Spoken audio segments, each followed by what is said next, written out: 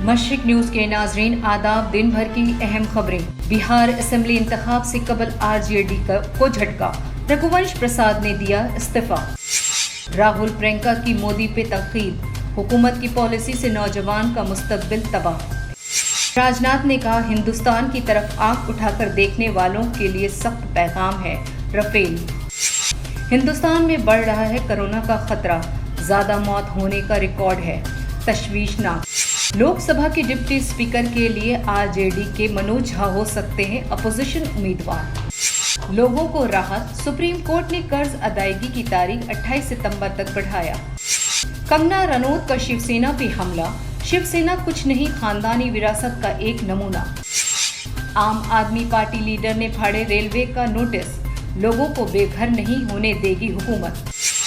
पटना में बेकरी में छापे के दौरान मिले 22 करोड़ के कंफर्म रेलवे टिकट। खबरें तफसील से।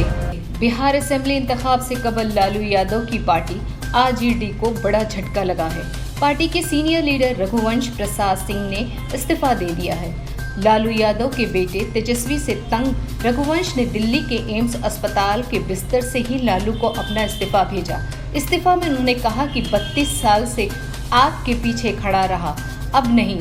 पार्टी अवाम और कारकुन का बहुत प्यार मिला, मुझे माफ करें। रघुवंश के इस्तीफे से आरजेडी के लिए मुश्किलात खड़ी हो सकती है।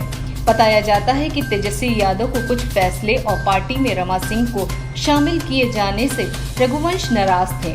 फिलहाल रघुवंश दिल्ली के एम्स में फेफड़े की बीमारी का इलाज करा रहे हैं। एक्ट्रेस कंगना रनौत और शिवसेना लड़ाई से घमासान मचा है। कंगना ने आज भी शिवसेना पे हमला किए। उन्होंने शिवसेना को खानदानी विरासत का नमूना कहा। दूसरी जानिब हिमाचल प्रदेश के वजीर आला जयराम ठाकुर कंगना की हिमायत में उतरे। उन्होंने उद्धव ठाकरे को घेरा तो वहीं महाराष्ट्र के गवर्नर भी मैदान में कूदे। इस मामले में मरकज को रिपोर्ट देने जा रहे हैं। दूसरी तरफ उद्धव ठाकरे के खिलाफ कंगना ने जो बयान दिया है, इस पर एफआईआर दर्ज हुआ है। कहा जा रहा है कि कंगना और रिया तो मोहरे हैं, असल में मोदी और ठाकरे के दरमियान जंग है। आज बस इतना ही। मशरिक न्यूज के नाजरीन, शब बखैर।